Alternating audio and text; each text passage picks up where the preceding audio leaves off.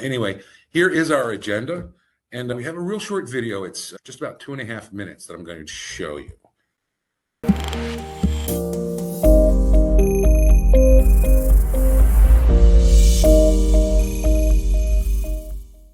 I'm the chief executive.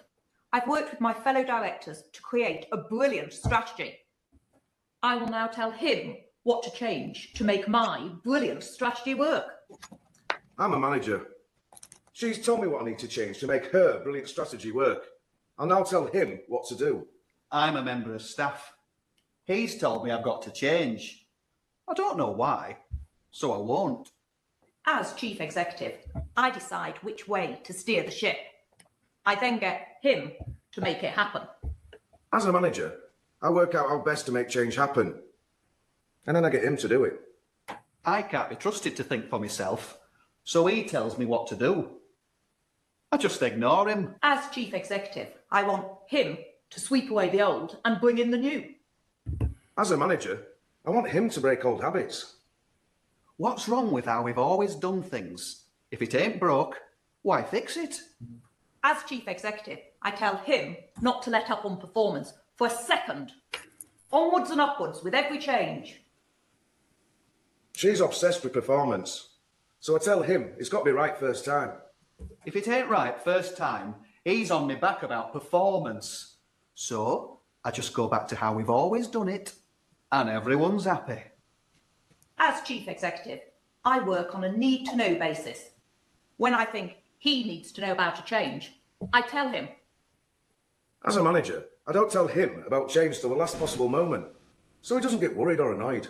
He keeps me in the dark. That makes me worried and annoyed. As a manager, I often wonder why she's so keen on change, and he's so against it. As a member of staff, I often wonder, there's got to be a better way. Because we're having conversations, but we're communicating past each other. Nobody's taking the time to really understand what the listener's needs, level of understanding, and commitment to change are. And so one of the things that we've done now is actually set that up. And we think we've got a pretty good model here that we're looking forward to sharing with you. Sure. So the first tool that we want to talk a little bit about is the model on how to make change. And everybody aware of why we need to change. Because if you don't know why you need to change, you probably won't, as exemplified by the fine gentleman that was part of staff. If I don't know why I need to change, why should I change? Then you need to create a desire to participate and support the change. And it comes back to, what's in it for me? Why should I change? Why do I need to do things differently tomorrow than what I'm trying to do today? And we'll talk more about that as well. And then there's the knowledge of how to change. You know, there needs to be some planning. What are the things that I need to change? What are the things around the change that I'm making that I need to be aware of? And I need to know how to make sure that people understand throughout the entire process that this is what we're changing, this is why we're changing, and this is how we are going to make that change. The actions needed to implement the skills and the behaviors, that's all part of the plan. What do I need to do? How do I need to make sure that people understand how to do things differently once I've made the change? And what can they do to help make that change work effectively for us? And then once the change is in place, I need to come back and I need to look at the changes, make sure that they're effective and efficient. And I need to make sure that if there's things that aren't working the way we want it to, that we can make another little change to make it better. So it's going back after the fact and making sure that things are doing what we want it to do. ADKAR is very common, right? People know this, they've known it for a long time, and it's pretty complete. So why would we need more? Well, the question that I would ask you is, how effective is change management? Yes, that may be the steps of what we need to know that we get with ADKAR, you know, the awareness, the desire, the knowledge, and whatnot. But it's almost like I'm getting ready to write a newsletter article on the uselessness of the advice to be careful. You know, somebody says that to me, be careful. Be careful of what? What should I be watching out for? Everything. Well, like what? You know, either everything's important or nothing's important. So take your pick. And what we wanted to try to do was to provide a little bit of perspective on what things that you should be careful of. Okay. Now, I didn't develop this, but I got to tell you, not many people talk about the 5W2H of a situation: who, what, when, where, why, how much, how often, how bad. Okay. And what I try to tell people is that you don't know enough to make an important decision unless you can describe and articulate the 5W2H of the situation. And whether that's wondering if your daughter should sleep at a friend's house or go to a party, or if you're thinking about hiring somebody for a specific opening, or if you're thinking about investing in new equipment, be aware that you're missing information. Now, not every one of these questions is always relevant in a given discussion. And I hate to say, well, you'll know when it's not relevant because the answers won't make sense. That's the best I got right now until I come up with something better, or until you guys give me something to work with. And so it's all about models today, right? So define, measure, analyze is plan in PDCA, and so on. We can go from there. Both approaches can and do drive improvement. And this relates into the question of, how do I know it's a lean versus a Six Sigma project? And the short answer is, if you know what lean tool to use to do your job, then you've got a lean project. Per the Oxford Dictionary or per ASQ, you can see it's all about how people and companies manage expected changes. And you can see it includes preparing and supporting the employee, establishing the steps, and then making sure that the change was successful. Okay, so that's all pretty straightforward. We know change management. We've seen examples of it being done really well. We've seen some that are not so well. And one of them is knowing what change is coming. It's not a secret. It's not like, oh, you know, the employees, they can't handle the truth, so we're going to keep it from them. No, it shouldn't be that way at all. It should be a process like any other in your organization. We know need to be changed. We look at it and say, that's not right. Change is inevitable. If you stay stagnant, you're going to get run over by your competition. And that means at home, at work, anywhere. So you've got to understand that change is going to happen, and we just need to understand how to make that work for us and work for the people that have to be a part of the change. Some of the things, and we've probably all seen it, somebody on the leadership team went to the other coast, and so they flew, and while they were at the airport, they picked up a book and they read it on the plane, coming and going, and now they've got a better idea on how to do business. There's change. We've got to do it because I just read a book and that makes it the right thing to do. Okay, fine. The one thing that I really despise is people saying, well, we've always done it that way. Does that make it right? Did it ever make it right? And if it's not right, it needs to change, and we need to get these folks on board so that they know why we need to change and what's in it for them. We change because of all kinds of things, and to have the ability to do change so that it results in an efficient and effective process. That's what we're trying to show you here today. Is here's a couple of tools that you can use to make that change work for you. In your everyday work life, engineering drawings are constantly changing. You pick up a drawing, and last time I had this drawing on my desk, it was at Rev B, and today it's at Rev Z. Wow. Why did that happen? What's going on? Did they do a good job of explaining why they made this change? And you look up in the notes section and there's nothing there. Just tells you the ECN number, and so you got to go search that out. Why did you change? Your quality management documents, your procedures and work instructions, they're always changing because somebody will come by and say, I got a better way. And if you use a good change process, then you'll be able to tell right off whether or not that's going to be a good change or not. If you got 20 minutes and $10, go buy Who Moved My Cheese. It's a great short read on how to manage change from a personal standpoint.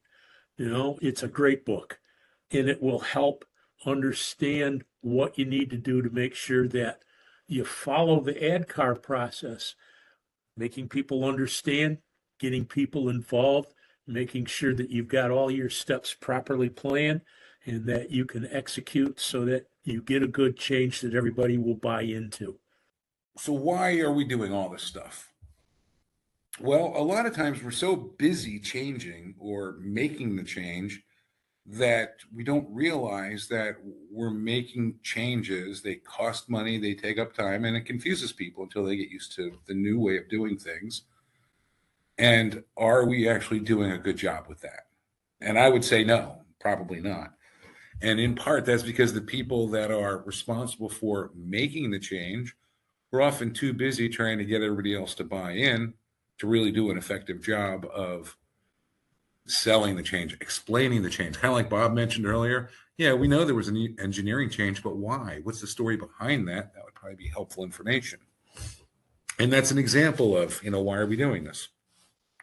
Why is this necessary? And so in the control phase, we fail to deal with a lot of issues. Maybe you've seen changes where, there's a punch list, right? Usually the punch list gets looked at right after everybody gets done congratulating themselves on another wonderful change. We've got this punch list and it gets lost because there's another new project coming out. Or because, the one I love, we call them conference room Kaizans. That's when we're trying to figure out in a meeting what's actually happening. I've just changed something and you roll it out and people are standing around wondering, how do they make this work? Because they didn't get any training. Here's a new system. Here's a new process. Here's a new engineering drawing. Why did it change and what do I need to know about this? Because I don't have enough information to help you make this change. Sorry. And all too often, the people that are actually hands-on with the change were the furthest away from the problem in the first place. It got talked about, it got discussed in offices, in conference rooms, and then the change goes out to where the rubber meets the road, and people are like, well, I don't understand why this is important. So some thoughts about unintended consequences, no doubt about it.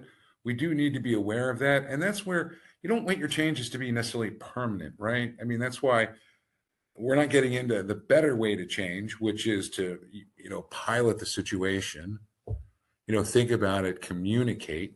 In fact, if you get nothing else out of this presentation, it should be that proper communication is key for good changes. Okay. Bob, I think I stole one of your slides. You want to cover this one here? Suitable governance and leadership. Think about this for a second. Your boss's boss's boss came back from his plane ride and your boss got assigned to make the change because of the book that got read. Well, your boss doesn't want to do it because he didn't read the book. He doesn't understand it. So what does he do? He turns to you. And now you're trying to lead a change that you don't know anything about. Leadership needs to be a part of the change process. And they need to lead by example. They need to be a part of it. That doesn't mean they have to do all the work, but they at least need to show their face and let people know that this change is important to the direction of the company, and they're the ones that are responsible for leading the direction of the company. So unless you have leadership buy-in and participation, the change is not likely going to work very well. Sure. And it's not enough to encourage it. You actually have to be living the change, and then you encourage people to join you where you already are, right? Modeling the behavior, for instance. Absolutely. So there is a process to change, right? And there are three major steps. Of course, they have many sub steps, but one of them is prepare it. Proper prior planning prevents poor performance. You've probably heard this before. It applies here as well. And that's really the idea. I tell people, you're starting a project, you should create a problem statement and objective. You should develop a high-level process map known as IPOC so that we all know the steps. And then mind map anything that you don't know. You don't know who the stakeholders are, mind map it. You don't know how to measure success, mind map it, and so on. Then, once you've got all that proper prior planning sorted out, now you've got to go through and do the change. You manage it, remove the old, train. Hopefully you've been communicating all along, make your changes, and be prepared to make changes to your changes, right? Because, as we sometimes say, in theory, there is no difference between theory and practice. However, in practice, we often find a huge difference between practice and theory. So somebody else said, no plan of battle survives the first shot. Same sort of thing here. We may know what we want to do and we game plan for a reason, but we have to stay fluid and flexible because things will come up that we didn't anticipate or we put too much weight on and turns out that wasn't an issue. And then, of course, just like any other change, how do you sustain it? Because, Bob has already mentioned, and in the video they even talked about it, when in doubt, people snap back to the tried and true ways of doing things. And this is why it's really important to communicate not just what has to change, but why it has to change to the people actually doing the job. Okay. And it's not enough to just make the change. You then have to go back and check to make sure that people are adapting well to this new way of doing things. Maybe there's some new opportunities that we could use to further streamline the process. Maybe there were some unanticipated issues and we need to come up with an action plan to mitigate them. In any event, these three stages of change, before, during, and after, are all quite important. And so here's the question that people aren't asking you necessarily, but they are asking themselves, and it's, what's in it for me? Why should I change this stuff? And the short answer is because it makes your job easier. It makes my job easier if I don't have to worry about or correct issues. Then it makes everybody's job easier, and that's the idea. So there's completely a with them, and it's so that, hey, maybe you don't have to work overtime to get the job done. Maybe you can actually go leave work to see some of your kids' after-school activities, or at least have dinner with the family on a regular basis, right? That would all be cool. So that's why we do this stuff, to make it easier. So there is a process in making change, and we've tried to lay this out with the three basic pieces of change management and aligning it with ADKAR so that you can see that somebody's going to come along and say, I want you to change. And sometimes it's not a request. Sometimes it's a demand, but we're trying to be nice about it here.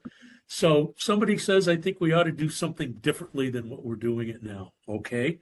So let's put together a plan. And that plan wants to include all of the things that give people the information they need so that they understand the change, what it is all about. They understand why it needs to change, and they understand what is going to happen throughout the process.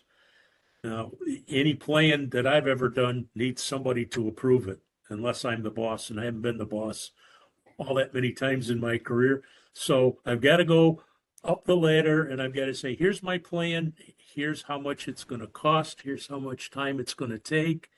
Here's how many people need to be involved. Get approval so that you can go forward and make the change. That's okay. So we've talked a little bit about this already. How do you make the change stick? And we thought that a nice representation of making things stick is a pile of sticky buns. We all just had lunch, so we shouldn't want any of these, but we want to make things stick.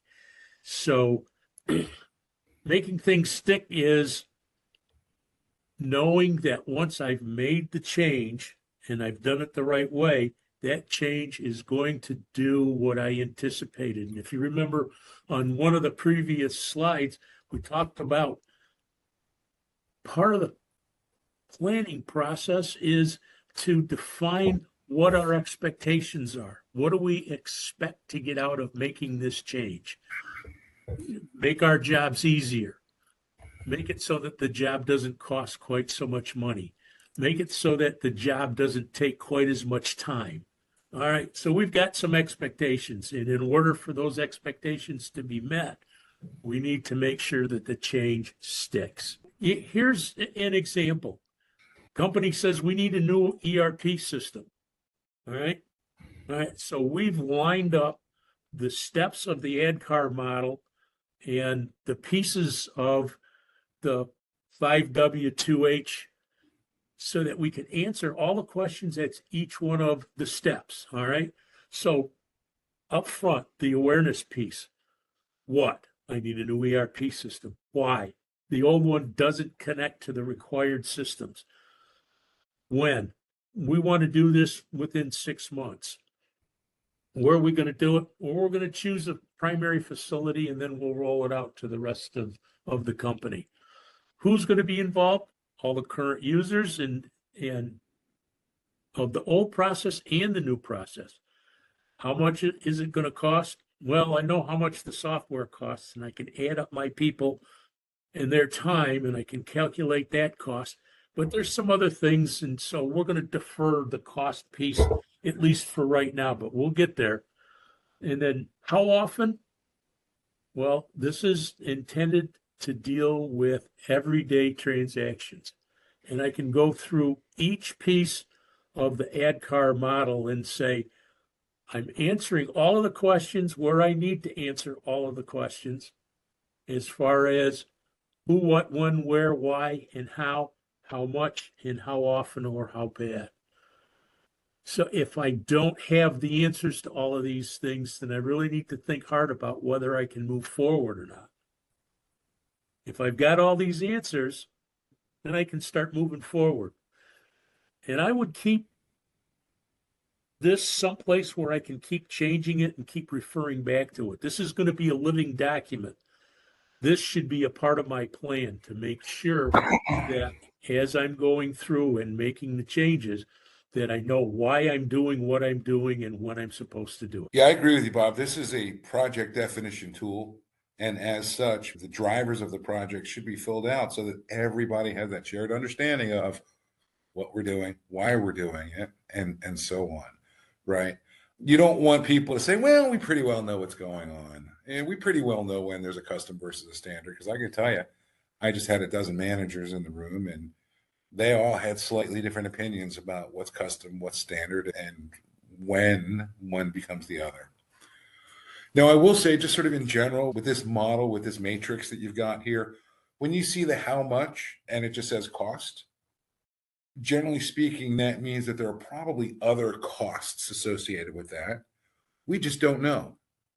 Obviously, that's what the question marks are for, but it isn't necessarily even a dollar cost. I mean, how much effort is involved? How much convincing is it going to take? How wedded are people to the old way of doing things? That's what I mean by cost, not just necessarily, dollars and cents. Okay. As we're both suggesting here that this is a living document, I may even take and go post this on my visual factory board out on the production floor so that folks can see we're making a change and here's what it's all about. And if you take a look, not just what it's all about, but why, what it's going to look like. If you take a look at this, I agree with you because, it contains a lot of information. And if, as a leadership team, you can't fill this stuff out, then your knowledge of the change and why it's required and how it's going to get worked out is incomplete. And that's what this model, this matrix, is going to do for you. So we have another example here. In this case, we'll call it an ERP system, right? It's just an ERP system for a lab. And so once again, if we just go through the awareness piece and take a look at the 5W2H, what is it? It's a new lab management system. Why? Because the old one produces too much rework. It's clunky. The person who bought it isn't here anymore, and they didn't really ask the users what they wanted it to do. And everybody had their own version of what a lab management system is supposed to do. So it's not that the old one's necessarily bad. It just might not be what we need. Okay, so if we go through into the when parts, well, we've got to train the lab techs, and then we can implement it. First in our facility and then other divisions. Who? All current lab, let's just say, right? People who use the lab, they use the software to either enter, analyze, or get information from. Okay? And so how much, how bad, how often? We want to put every transaction in there.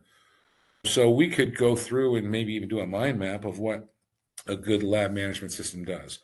Well, it should manage inventory. Well, it should manage people and their activities. It should have standard times for tests. Right? We could go on and on about what a new lab management system should do. And it's especially worthwhile to develop the requirements so there are fewer disappointments on the backside after implementation. I think that's pretty important stuff there. And that really is the big difference between good and poor change management. Poor change management, we could probably all talk about, right? We've seen it before. Maybe you get a cryptic email one day, and I love the emails that come from the mothership, and they say, effective immediately, we will or will not be doing something moving forward. And I've had that happen to me before. It's like, wait, that thing they're telling me I can't use anymore, that's a key part of my job. How am I going to do my job without it? And, they didn't worry about poor little old Manny. They're just thinking big picture. But in my mind, it was a poor change because I didn't see the reason to change, and I didn't know how I was going to accomplish what I thought I needed to at the time. So let's take a look at some factoids here, shall we? Changes are 7 times more likely to meet project objectives, and 4.6 times more likely to stay on schedule and more likely to stay on budget, right? So what happens with poor change management? Let's see, finger pointing and recriminations all around, not to mention long hours and, I love sitting in meetings getting beaten up because we failed to anticipate something that we weren't even aware of. Love that. And I got to tell you, I'm just snarky enough. I had to add that note. So just keep this in mind, folks. The next time somebody starts throwing a lot of numbers at you, 65.2% of the time, those numbers are made up on the spot. Communication is the key to this entire process. At every step, to everyone, make sure everybody's questions get answered. Anticipate questions. You can sit there in the beginning and say, people are going to ask me about this stuff. So let's make sure we're prepared to answer consistently. I'm not going to tell Jody one thing and Gina something else. I want to make sure I tell them both the same thing. Sure. People are paying attention. When you don't answer the questions the same way, they talk and they'll know that you don't know what you're talking about because I told Jody one thing and then turned around and told Gina something different. My bad. That's not the way it's supposed to work. We need to communicate consistently and often. Imagine that we've got this really cool slide. And what it does is it talks about effective change management and how that change management can be made easier and better by not only using ADKAR, which is a classic change management aid, but also by using 5W2H so that you know the who, the what, the when, where, the why, the how much, how often, how bad of a situation. In conjunction with ADKAR, it really, I think the answers become sort of obvious as to what we should do next or what we should say, how we should say it, when we should say it, if you're just going through and using this simple model. And the matrix is, I think, it's basically a worksheet. All right, folks, enjoy the rest of your day, however long it lasts for you. And I will see you next time. Very good. Bye now.